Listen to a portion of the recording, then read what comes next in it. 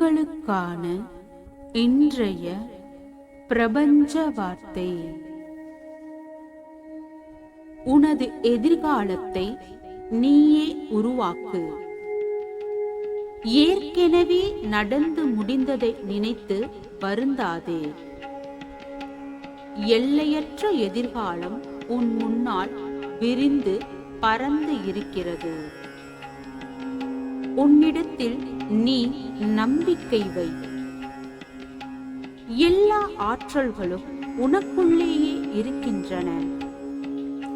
அதை உணர்ந்து நீ அந்த ஆற்றலை வெளிப்படுத்து.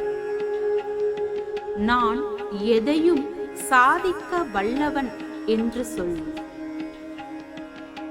வாழ்க வளமுடன்.